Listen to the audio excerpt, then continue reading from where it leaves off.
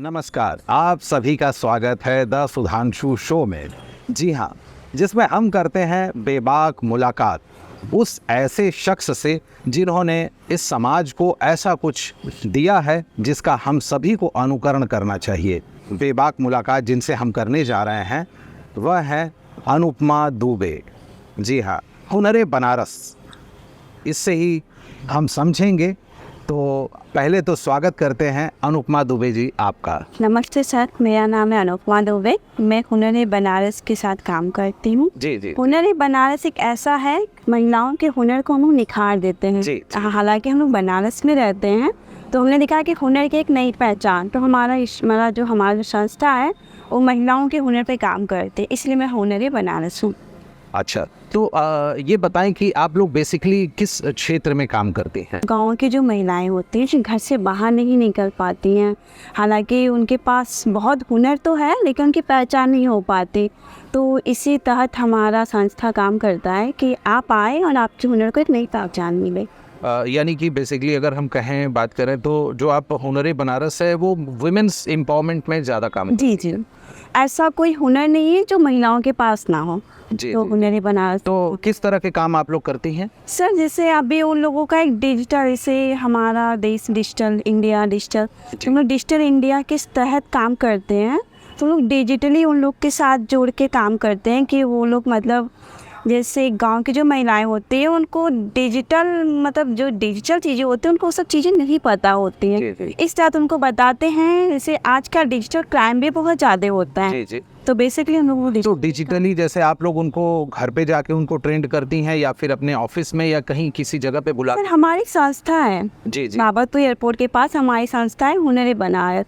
वहाँ पे महिलाएं आती हैं, अपने हुनर को एक पहचान देती हैं और जो भी वो प्रोडक्ट बनाते हैं उसको एक डिजिटली तरीके से हम लोग मार्केट में इम्प्रूव करते हैं। अभी तक किस किस तरह के प्रोडक्ट आप लोग बना चुकी हैं? सर अभी G20, हालांकि अभी हमारा G20 चल रहा था, उसमें हमने महिलाओं से अंगवस्त्र बनवाया था और G20 के तहत हमारी स्टोर की कम से कम 500,000 महिलाएं उसको की थी प्रोग्राम में।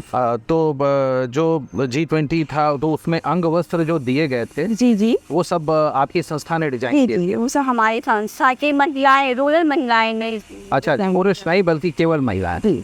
और आप कैसे इस क्षेत्र में कैसे आई? अपने बचपन के बारे में बताइए।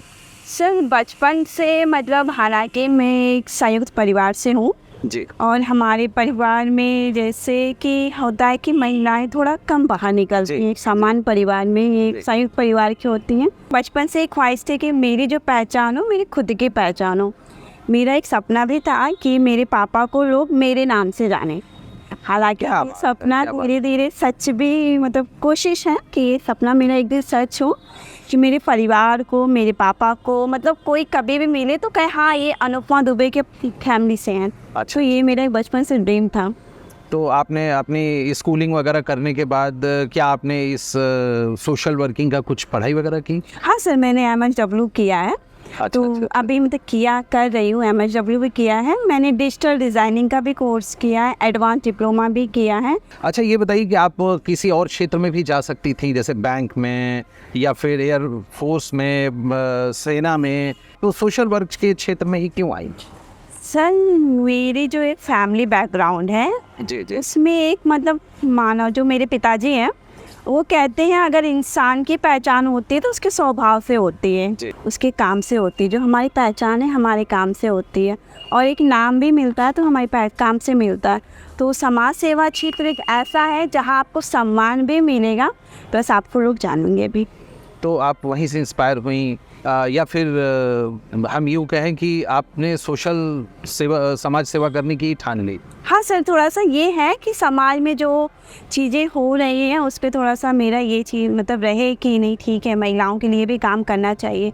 सब कहते हैं पुरुष प्रधान देश है, ये चीज़ नहीं होना चाहिए। महिलाएं के अंदर भी बहुत सारे हुनर है तो महिलाओं को भी आगे बढ़ाना चाहिए। वैसे हम इस बात से इत्तेफाक नहीं रखते कि पुरुष प्रधान देश है, लेकिन हर घर में देखिए तो महिलाओं की ही चलती है। सर ये आपने गलत कहा। हालांकि देखिए मैं भी जब भी घर से बाहर निकलती हूँ मुझे पापा से परमिशन लेना पड़ता है, भाई से परमिशन लेना पड़ता है, हालांकि पूरी फैमिली से परमिशन लेना पड़ता है। तो कहीं अगर मैं एक आज़ाद होती तो मैं मतलब आप मुझे बुलाते मैं तुरंत तैयार होते चली जाती। इसे कहते हैं आज़ादी।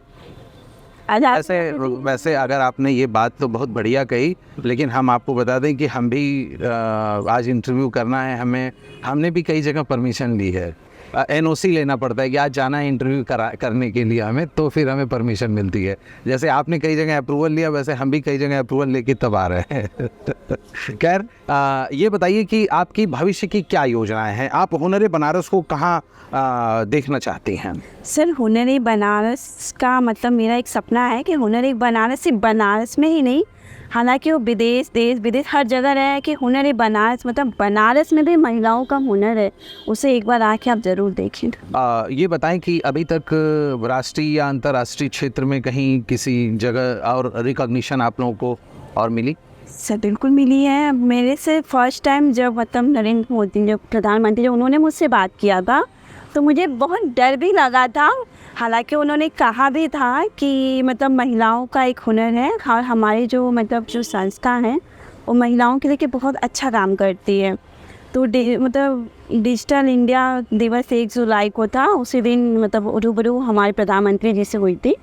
तो उन्होंने बोला था कि जो महिलाएं उनको डिजिटली आप कैसे जोड़ रहे हैं, तो बस उनका है। और हालांकि जैसे हम लोग हैं, हम लोग को थोड़ा सा कढ़ाई वढ़ाई पहनना मतलब एक सुंदर देखना, आकर्षक देखना, साड़ी सूट, तो इन लोग का जो डिज़ाइन होता है, जो मुसलमान महिलाएं होती हैं उनके यहाँ पे बुनकर लोग होते हैं, तो लोग एक डिज़ाइन बनाते हैं। एक डिज़ाइन कम से कम उनको 3-4 दिन लगता है बनाने में, और उसको फिनिशिंग एक फिनिशिंग तरीके से लाने में उनको पूरा वीक लग जाता है। तो हमारी संस्था उनको डिजिटली तरीके से मतलब एक डिज़ाइन है आप बनाओ, उसको एक दिन में पूरी डिज़ाइन तैयार हो जाती है, ताकि दूसरे दिन आप उस पर काम लग जाओ, आपको समय की बचत होती है। आप प्रधानमंत्री जी से मिली थी तो वो आपका कैसा अनुभव था? एक होता है ना सपना, ड्रीम में से लग रहा था ऐसा हो ही नहीं सकता मेरे साथ, किसी ने प्रैंक किया होगा आप? हाँ, ऐसा मुझे लगा कि किसी ने किया होगा, लेकिन जब मुझे लगा नहीं सच में मुझे बात करनी है, जब उनको मैं देखी फेस टू फेस तो थोड़ा सा मतलब मैं एकदम डर गई कि सच में, क्योंकि मैं बात कर रही हूँ कि छोड़ो यार ये मतलब है प्रधानमंत्री लेकिन है तो एक इंसान। तो मैंने उनसे भी बात किया। सेकेंड राउंड मेरा जब माननीय योगी जी से बात हुई थी तो उन्होंने मुझसे एक क्वेश्चन किया था, आप इतने छोटे हो, इतना बड़ा काम कैसे? तो मैंने ये कहा, सर काम करने के लिए एज नहीं देखा जाता है, आपके हुनर देखे जाते हैं कि आपके पास क्या हुनर है। जी जी, आपके काम ही आपकी पहचान हो जाती है।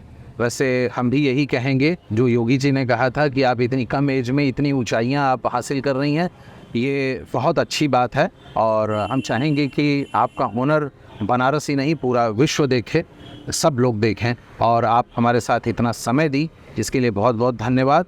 और चलते चलते हम ये कहेंगे कि कुछ संदेश हमारे दर्शकों को आप दे दीजिए। सभी दर्शकों को मेरा ये संदेश है कि महिलाएं एक ऐसी मतलब एक भगवान की बनाई हुई ऐसी चीज़ है जिनको आप मतलब उनके अंदर एक मतलब हर महिला के अंदर एक गुण होता है, बस उसे निखारने की हमें ज़रूरत होती है कि उनको हम कैसे निखार सकते हैं। तो मेरा बस सभी दर्शकों से, सभी महिलाओं से एक ही अनुरोध है, कृपया आपके पास जो भी हुनर है, जो भी आपके पास गुण है, उसे समाज में लाएं और समाज के डर से ये ना कहें कि वो 4 लोग क्या कहेंगे। जब आप मतलब एक अपने काम को आगे बढ़ाएंगे, आपके काम से आपकी पहचान होगी, तो वही 4 लोग आपको शाबाशी देंगे। तो बस मेरा दर्शकों से यही कहना है कि महिलाओं को दबाएं नहीं, उनको आगे बढ़ाएं और उनके हुनर को पहचानें। बहुत बढ़िया। वैसे कहते हैं कि जब सूरज उगता है तो सभी सलाम करते हैं। यदि आपको भी सभी लोगों के लिए एक इबरत हासिल करवाने का काम करना है तो आपको भी चमकना पड़ेगा। हुनर बनारस को हम बहुत बहुत ढेर सारा आभार व्यक्त करते हैं, और आपका भी अनुपमा जी बहुत बहुत आभार व्यक्त करते हैं कि आप हमारे साथ इतना महत्वपूर्ण जानकारी आपने शेयर की। बहुत बहुत धन्यवाद। Thank you. तो अगली बार हम होंगे एक नए व्यक्तित्व के साथ।